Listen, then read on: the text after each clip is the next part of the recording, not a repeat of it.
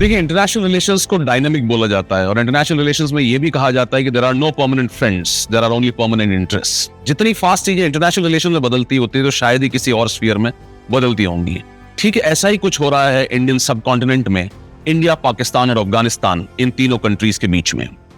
हाल ही में आपने देखा होगा इंडिया और अफगानिस्तान के रिलेशंस में एकदम इंप्रूवमेंट हो रहा है और इंडिया और अफगानिस्तान ने प्रेस कॉन्फ्रेंसेस किए जिसके अंदर उन्होंने पाकिस्तान को अपना एनिमी की तरह देखा है, जबकि ये वही अफगानिस्तान है जिसने कई स्टेप्स इंडिया के अगेंस्ट लिए। Specially the Taliban dominated Afghanistan has been extremely against India. जब 1996 में पहली बार तालिबान गवर्नमेंट आई तो इंडिया ने कहा कि तालिबान एक टेररिस्ट ऑर्गेनाइजेशन है। 1999 में जब इंडिया जो एयर इंडिया का प्लेन था IC-814 वो हाईजैक हुआ, तब भी तालिबान ने उसे कांधार में लैंड करने दिया और इंडिया का एक बहुत ही मेजर टेररिस्ट मसूद अजहर, उसे वहां रिलीज किया गया जो कि रिस्पॉन्सिबल था पार्लियामेंट अटैक्स के लिए इंडिया में। उसके बाद आप देखिए कि 2001 में इन्होंने इंडिया की बुद्धिस्ट हेरिटेज जो कि बामियान बुद्धाज, उनके डिस्ट्रक्शन में भी एक इंपॉर्टेंट रोल प्ले किया। 2008 में हक्कानी नेटवर्क ने इंडिया की एम्बेसीज पे और कई सारे डिप्लोमेटिक मिशंस के ऊपर अटैक्स किए जिनका लिंक भी फाइनली तालिबान के साथ निकला। इतना सब कुछ होने के बावजूद एकाएक ही तालिबान अब इंडिया के साथ रिलेशंस इंप्रूव कर रहा है। क्या बैकग्राउंड है इस प्रॉब्लम का, कहां से शुरुआत होती है इन प्रॉब्लम्स की, कैसे पाकिस्तान जिसने तालिबान को पनपाया, जिसने तालिबान को सपोर्ट किया, जिसने नर्चर किया, which led to the rise of the Taliban, has become an enemy all of a sudden of Taliban in Afghanistan. In this video, let's try to decode the history, background, and understanding of the present needs of all these countries of aligning and misaligning with each other. And we all know that India and Pakistan both are competing for influence in Afghanistan. What is the reason behind this competition between India and Afghanistan? That is something that we need to understand here in this video. अब अगर इस मुद्दे को हम समझना चाहते हैं तो बात और इस मैटर की शुरुआत होती है ब्रिटिश एम्पायर इन इंडिया से। जब ब्रिटिशर्स इंडिया को रूल करने आए तो तब कोई कंट्री इंडिया पाकिस्तान नहीं थे, it was only British India. British India जब रूल कर रहा था तो ब्रिटिश इंडिया को हमेशा एक थ्रेट रहता था बाकी दूसरे कॉलोनियल पावर से कि जब वो एक्सपैंड करेंगे तो कहीं वो इंडिया जो कि उनका एक बहुत ही प्राइज कॉलोनी थी उसे एक्वायर ना कर लें। तो इसे सेव करने के लिए उन्होंने कई जगह बफर जोन्स बनाने की कोशिश की। जैसे फॉर एग्जांपल इंडिया और चाइना के बीच में वो तिब्बत को एक बफर जोन बनाना चाहते थे। इंडिया और सोवियत एम्पायर के बीच में वो अफगानिस्तान को एक बफर जोन बनाना चाहते थे। इसी के साथ जब ब्रिटिशर्स इंडिया को छोड़ के गए वर्ल्ड वॉर 2 के बाद में तो उन्होंने बहुत ही अनरियलिस्टिक पार्टीशन किया। क्यों? क्योंकि अगर इंडियन सब कॉन्टिनेंट को देखा जाए तो पूरे कल्चर्स कंटिन्यूअस हैं। इन कल्चर्स के बीच में उन्होंने कई सारी लाइंस ड्रॉ कर दी। फॉर एग्जांपल इंडिया और पाकिस्तान के बीच में रैटक्लिफ लाइन है। उस लाइन ने इंडिया और पाकिस्तान को डिवाइड किया और डिवाइड सिर्फ इंडिया और पाकिस्तान के लैंड को ही नहीं किया, उनके लोगों को भी डिवाइड कर दिया, उनके कल्चर्स को भी डिवाइड कर दिया। जैसे पंजाब के थ्रू आधा पंजाब इंडिया में रह गया, आधा पंजाब पाकिस्तान में चला गया। जैसे बंगाल के अंदर आधा बंगाल इंडिया में रह गया, आधा बंगाल आज का बांग्लादेश बन गया जो कि तब ईस्ट पाकिस्तान बना था। ठीक यही काम अंग्रेजों ने अफगानिस्तान और पाकिस्तान के बीच में किया। उन्होंने एक लाइन ड्रॉ की अफगानिस्तान और पाकिस्तान के बीच में जिसका नाम था Durand line. Durand line sir मॉन्टिमोर Durand ने लाइन ड्रॉ की। ये डुरन लाइन एक पश्तून एथनिसिटी डोमिनेटेड एरिया के बीच से जाती है। पश्तून लोग आधे इधर रह गए, आधे अफगानिस्तान में और आधे पाकिस्तान में, और दोनों चाहते हैं कि यूनाइट होके इस डुरन लाइन को हटा दिया जाए और एक पश्तूनिस्तान नया एक कंट्री बना दिया जाए। शुरुआती दौर में अफगानिस्तान ने भी पश्तूनिस्तान को बहुत सपोर्ट किया था। इस सपोर्ट की वजह से पाकिस्तान हमेशा अफगानिस्तान को एक प्रॉब्लमैटिक कंट्री की तरह देखता रहा। शुरू में जब 1947 में पहली बार पाकिस्तान बना था इंडिया के पार्टीशन के बाद में, तो अफगानिस्तान ने was the only country to vote against the Pakistan in United Nations. यानी कि अफगानिस्तान और पाकिस्तान के रिलेशंस शुरुआत में खराब थे, यानी कि इंडिया के इंडिपेंडेंस के टाइम में खराब थे। लेकिन यही इंडिया और अफगानिस्तान के रिलेशंस बहुत अच्छे हुए। इंडिया और अफगानिस्तान ने एक treaty of peace and friendship भी साइन की। क्यों? क्योंकि अफगानिस्तान के लिए पाकिस्तान एक एनिमी था, वो नहीं चाहता था कि डुरन लाइन उन दोनों के बीच में रहे। दूसरा, इंडिया और पाकिस्तान के बीच में कश्मीर को लेकर ऑलरेडी डिस्प्यूट था। यानी कि शुरुआती दौर में इंडिया और अफगानिस्तान के रिलेशंस अच्छे थे और अफगानिस्तान और पाकिस्तान के खराब, और इंडिया और पाकिस्तान के तो खराब थे ही, ये हम सभी लोग जानते हैं। उसके बाद में जब कोल्ड वॉर शुरू हुआ, कोल्ड वॉर थोड़ा सा बैकग्राउंड आपको बता दें, cold war was basically a conflict between two of the super powers of the world. One was United States of America and another one was US to Soviet Union or the USSR, United Soviet Socialist Republics. अब इस दौरान कुछ ऐसा हुआ कि जो cold war था, cold war के दौरान शुरुआती दिनों में तो रिलेशंस इंडिया के अफगानिस्तान के साथ ठीक ही रहे, कोई प्रॉब्लम नहीं थी। लेकिन प्रॉब्लम तब शुरू हुई जब अफगानिस्तान में कम्युनिस्ट गवर्नमेंट पावर में आई और सोवियत यूनियन ने उस कम्युनिस्ट गवर्नमेंट को पावर में रहने के लिए और उसको सपोर्ट करने के लिए सोवियत यूनियन ने अफगानिस्तान के ऊपर अटैक किया और 1979 में एक इन्वेजन शुरू किया। जैसे ही अफगानिस्तान पर अटैक हुआ सोवियत यूनियन का, अमेरिका जो कि कोल्ड वॉर एडवर्सरी था यूएसएसआर का, वो एकदम अलर्ट हो गया और उनकी CIA जो कि इंटेलिजेंस एजेंसी है, उसने पाकिस्तान की ISI के साथ में सपोर्ट लेके और एक अपराइजिंग को सपोर्ट किया जिसको हम बोलते हैं मुजाहिदीन अपराइजिंग। इस मुजाहिदीन अपराइजिंग में उन्होंने सोवियत यूनियन के खिलाफ एक गुरिल्ला वॉरफेयर चालू किया, यानी कि बहुत सारे इस्लामिक मुजाहिदीन्स they started opposing the Soviet invasion of Afghanistan and it started a guerrilla warfare in case of Afghanistan. जब ये गुरिल्ला वॉरफेयर शुरू हुआ अफगानिस्तान के अंदर, तो पाकिस्तान ने बहुत ही इंपॉर्टेंट रोल प्ले किया along with the support provided by United States of America and its intelligence agency CIA। और दूसरी तरफ सऊदी अरेबिया ने भी बहुत मेजर रोल प्ले किया इनको फंडिंग प्रोवाइड करके। तो इस सिचुएशन कुछ ऐसी बनी कि इस गुरिल्ला वॉर कई साल तक चलता गया। सोवियत यूनियन ऑलरेडी कमजोर था और इवेंचुअली सोवियत यूनियन ने अफगानिस्तान से विड्रॉ कर लिया बिना जीते। अफगानिस्तान को कहा जाता है ग्रेवयार्ड ऑफ एम्पायर्स। पहले ब्रिटिश गवर्नमेंट ने बहुत सारे लॉसेस झेले हैं इन दी एंग्लो अफगान वॉर, बाद में सोवियत यूनियन ने विड्रॉ करना पड़ा अल्टीमेटली, जबकि वो एक सुपर पावर था एक वन पॉइंट ऑफ टाइम, और यूनाइटेड स्टेट्स ऑफ अमेरिका जो कि 20 साल तक वहां वॉर लड़ता रहा, इवेंचुअली विड्रॉ करके गया और कुछ भी अचीव गोल्स, जो भी गोल्स उन्होंने डिजायर किए थे, वो अचीव नहीं कर पाया। अब देखिए हुआ कुछ ऐसा कि जब सोवियत यूनियन ने विड्रॉ कर लिया तो वहां पे एक पावर वैक्यूम आ गया कि अब कौन अफगानिस्तान को रूल करेगा और कौन गवर्नमेंट बनाएगा अफगानिस्तान में। इसी पावर स्ट्रगल में से एक ऑर्गेनाइजेशन उभर के सामने आई जिसका नाम था तालिबान। ये तालिबान पाकिस्तान के मदरसों के अंदर, पाकिस्तान सपोर्टेड ISI सपोर्टेड मदरसों के अंदर कई लीडर्स से मिलके बना था, जिसके अंदर कई सारे पश्तून कम्युनिटी के लोग भी थे। पाकिस्तान का इंटरेस्ट क्या था? पाकिस्तान चाहता था कि अगर पश्तून डोमिनेटेड गवर्नमेंट अफगानिस्तान बनेगी तो हो सकता है ये जो दुरन लाइन का प्रॉब्लम है अफगानिस्तान और पाकिस्तान में, ये हमेशा के लिए रिजॉल्व हो जाए। और अगर ये रिजॉल्व हो जाएगा तो अफगानिस्तान पाकिस्तान बॉर्डर पे पीस और ट्रैंक्विलिटी आ जाएगी। तो तालिबान पावर में आया 1996 में। जैसे ही तालिबान पावर में आया 1996 में, अब इंडिया के सामने डिलेमा आया कि किसे वो सपोर्ट करें। इंडिया ने उसे सपोर्ट नहीं किया, इंडिया ने उनके साथ रिलेशन इंप्रूव नहीं किए और इसके इंडिया ने एक बहुत बड़ी कॉस्ट भी पे की। जैसे कि 1999 में इंडिया का प्लेन एयर इंडिया का जब IC-814 हाईजैक हुआ तो इसे कांधार में लैंड किया गया तालिबान गवर्नमेंट के अंडर और बहुत बड़े बड़े टेररिस्ट को छोड़ना पड़ा इंडिया को प्रेशर के अंडर। 2001 के अंदर बामियान बुद्धाज इनको तोड़ा गया जो कि इंडिया की कल्चरल हेरिटेज का एक बहुत बड़ा सिंबल है, वो भी एक नुकसान था। लेकिन 2001 में कुछ ऐसा हुआ कि अब तालिबान ने कई सारे टेररिस्ट ग्रुप जिनको सपोर्ट किया था, उन टेररिस्ट ग्रुप में से एक al Qaeda which was dominated by Osama bin Laden had attacked United States of America on 9/11, that is September of 11। उन्होंने वर्ल्ड ट्रेड सेंटर्स पर अटैक किया और यूएस ने तालिबान से कहा कि आप ओसामा बिन लादेन को हमें हैंड ओवर कर दें, जो कि तालिबान ने रिफ्यूज कर दिया। तालिबान ने कहा हम उसे हैंड ओवर नहीं करेंगे। इसी चीज को एक्सक्यूज बना के यूनाइटेड स्टेट्स ऑफ अमेरिका ने एक बार फिर अफगानिस्तान के ऊपर अटैक किया। जैसे उन्होंने अटैक किया, Taliban was removed from the power and in this attack of United States of America on Afghanistan, Pakistan played an instrumental role. क्यों? क्योंकि Pakistan United States of America का अलाय था कोल्ड वॉर टाइम से और पाकिस्तान के लिए यूएस एड हमेशा से बहुत इंपॉर्टेंट रही है। अब पाकिस्तान के लिए जब यूएस एड बहुत इंपॉर्टेंट रही है तो पाकिस्तान ने यूनाइटेड स्टेट्स ऑफ अमेरिका का साथ दिया in its war against terror इन तालिबान। अगर आपको मैं रिमाइंड कराऊं, पाकिस्तान ने ही तालिबान को सपोर्ट किया था। They wanted the Taliban government to be in power in Afghanistan और 2001 में उन्होंने अपना गेम चेंज कर लिया कि वो यूएस को सपोर्ट कर रहे थे। तो इस दौरान 2001 से लगा के 2020 तक पाकिस्तान ने एक डबल गेम खेला। एक तरफ तो वो यूनाइटेड स्टेट्स ऑफ अमेरिका को सपोर्ट करता रहा in its war against terror in Afghanistan against specially Taliban, और दूसरी तरफ प्राइवेटली वो तालिबान को भी सपोर्ट करता रहा with a hope that tomorrow when the US withdraws the Taliban government could be installed in Afghanistan which will be in favor of Pakistan। इस दौरान इंडिया ने क्या किया? तो इंडिया 2001 से जब यूएस आया वहां पे, और ये वो टाइम था जब इंडिया और यूएस के रिलेशंस में बहुत अच्छा इंप्रूवमेंट हो रहा था क्योंकि कोल्ड वॉर ऑलरेडी खत्म हो चुका था, सोवियत यूनियन डिसइंटीग्रेट हो चुका था, इंडिया की इकोनॉमी ग्लोबलाइज हो रही थी, यानी कि US became an important market for India और इसी वजह से India US relations improving trajectory पे थे। जब इंडिया यूएस रिलेशंस इंप्रूव कर रहे थे, इसी टाइम पे इंडिया वो यूएस के साथ सपोर्ट करना चाहता था in this war on terror क्योंकि इंडिया खुद भी एक विक्टिम है टेररिज्म का, और ये कई सारे टेररिस्ट जो इंडिया ने जम्मू एंड कश्मीर में ऑपरेट करते हैं, इनमें से कई सारे टेररिस्ट ग्रुप्स को सपोर्ट तालिबान गवर्नमेंट ने अफगानिस्तान में भी किया। तो जब यूएस अफगानिस्तान के अंदर आया तो इंडिया को लगा कि एक फेवरेबल कंडीशन आ गई है और वो हमेशा से तालिबान के अगेंस्ट था ही।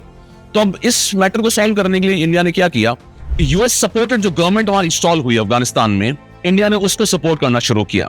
इंडिया डायरेक्टली तो इन्वॉल्व नहीं हुआ, मिलिट्रीली इंडिया इन्वॉल्व नहीं हुआ अफगानिस्तान में, लेकिन इंडिया ने एक बहुत इंपॉर्टेंट स्टेप लिया इस टाइम पे जो आज हमें पे बैक कर रहा है। वो कुछ ये था कि इंडिया ने अफगानिस्तान को ह्यूमैनिटेरियन एड प्रोवाइड करना शुरू किया और इन 20 सालों में इंडिया ने ऑलमोस्ट $3 बिलियन की एड अफगानिस्तान को प्रोवाइड की। और ये एड ह्यूमैनिटेरियन एड थी, स्कूल्स बनाना, कॉलेजेस बनाना, हॉस्पिटल्स बनाना, यहां तक कि इंडिया ने वहां की पार्लियामेंट को भी कंस्ट्रक्शन में हेल्प किया, कई सारे डैम्स बनवाए, कई सारे हाइड्रो इलेक्ट्रिसिटी प्रोजेक्ट्स चलवाए। यानी कि इंडिया ने ओवरऑल अफगानिस्तान के डेवलपमेंट में और लोगों को क्या चाहिए ह्यूमैनिटेरियन एड, उस सेंस में इंडिया ने अफगानिस्तान को बहुत सपोर्ट किया इन 20 सालों में। इस सपोर्ट के बावजूद Taliban which was under the hiding during this US Afghan war, it in association with one of its allies, which is Haqqani Network, conducted several attacks on Indian embassies around 2008 to 2014. 2008 से 14 के बीच में हक्कानी नेटवर्क ने कई सारे attacks किए India की embassy पे, इंडिया के डिप्लोमेटिक मिशंस पे, और इंडिया को उन्होंने अनसेटल करने की कोशिश की, लेकिन इंडिया ने अपने कमिटमेंट को कम नहीं किया। इंडिया केप्ट सपोर्टिंग और kept providing humanitarian aid to Afghanistan, यानी कि इंडिया ने मोस्टली एक न्यूट्रल स्टैंस रखा। इस सपोर्ट की वजह से एक बहुत बड़ा फायदा जो इंडिया को हुआ वो ये हुआ कि अफगानिस्तानी लोगों के अंदर इंडिया के प्रति एक बहुत ही सॉफ्ट कॉर्नर डेवलप हुआ।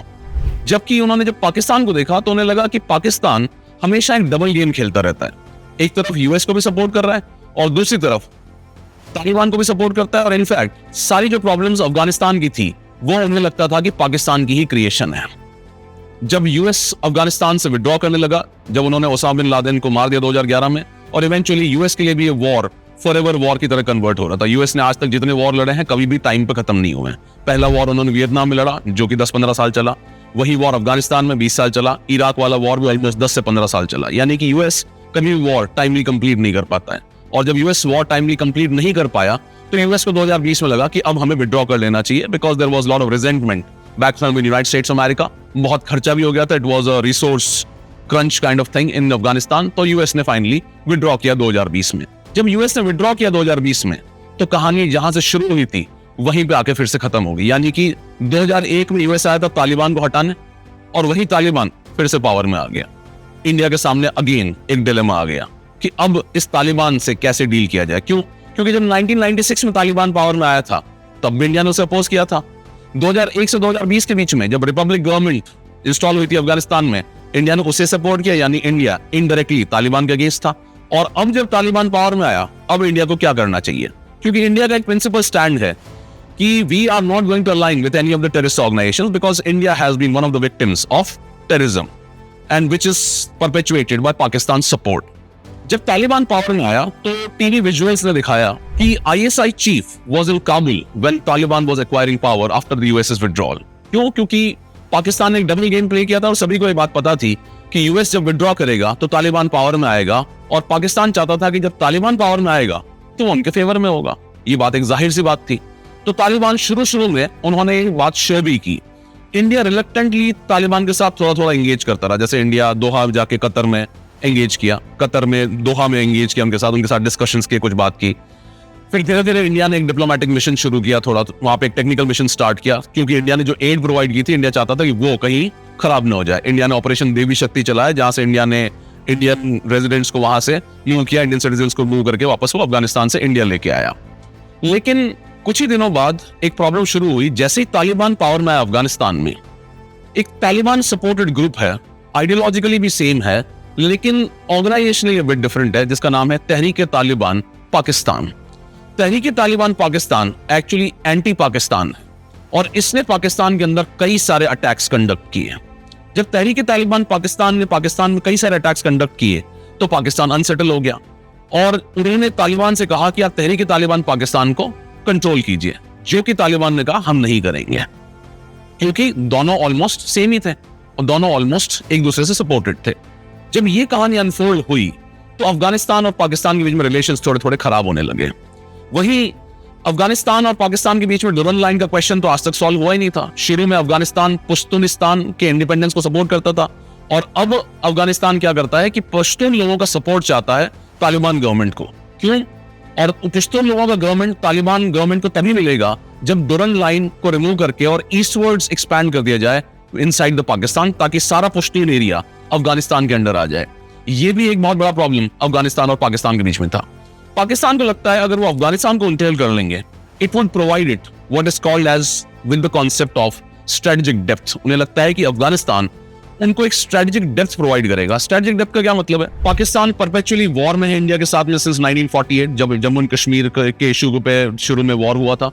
वहां से लेके इंडिया और पाकिस्तान कई सारे वॉर्स लड़ चुके हैं और आज पाकिस्तान इंडिया के खिलाफ एक proxy war by the way of terrorism ये कंडक्ट करता ही रहता है। तो इसीलिए पाकिस्तान हमेशा चाहता है कि अफगानिस्तान में एक फेवरेबल गवर्नमेंट इंस्टॉल हो ताकि डुरन लाइन का क्वेश्चन हमेशा के लिए खत्म हो जाए और इनके जो नॉर्थ वेस्टर्न फ्रंटियर प्रोविंस और जो बॉर्डर एरियाज हैं वहां पे पीस और ट्रैंक्विलिटी आ जाए। और अगर रीसेंट डेवलपमेंट्स की बात करें तो इसी अक्टूबर के अंदर, अक्टूबर 2025 के अंदर ही पाकिस्तान ने अफगानिस्तान के कई एरियाज पे एयर स्ट्राइक्स किए हैं और ये कहा है कि अफगानिस्तान गवर्नमेंट तहरीक तालिबान के टेररिस्ट को हार्बर करता है, उन्हें सेफ हेवंस प्रोवाइड करता है। दूसरी तरफ अफगानिस्तान, जो कि थोड़ा एंटी पाकिस्तान हो रहा था क्योंकि Pakistan has been cornering Afghanistan, तो अफगानिस्तान ने इंडिया के साथ रिलेशंस को इंप्रूव करने की कोशिश की और अफगानिस्तान के फॉरेन मिनिस्टर अभी रिसेंटली इंडिया पे विजिट में थे। उस विजिट के अंदर दोनों ने पाकिस्तान को एक कॉमन एनिमी की तरह देखा है। यहां तक कि तालिबान ने जम्मू एंड कश्मीर को इंटीग्रल पार्ट ऑफ इंडिया भी रिकॉग्नाइज किया। इसका पीछे कई सारे कारण हो सकते हैं, कई सारे तरीकों से इसे देखा जा सकता है, लेकिन एक रीजन जो इंडिया और अफगानिस्तान के नॉर्मलाइजेशन का है, जो कि एक दूसरे से बहुत बड़े एडवर्सरीज रहे हैं बहुत लंबे टाइम तक, स्पेशली तालिबान जो कि है वो हमेशा इंडिया का एडवर्सरी रहा है। इसका एक बहुत बड़ा रीजन ये है कि अफगानिस्तान और पाकिस्तान के अंदर अभी एक डिवाइड क्रिएट हो रहा है और ये डिवाइड पहला तहरीक तालिबान पाकिस्तान की वजह से और दूसरा डुरन लाइन के क्वेश्चन की वजह से। अफगानिस्तान को ये लगता है कि इंडिया ने जिसने हमेशा से एक गुडविल क्रिएट की लोगों के बीच में, if that goodwill is there, this goodwill is actually going to legitimize the Taliban government in case of Afghanistan. First thing is this.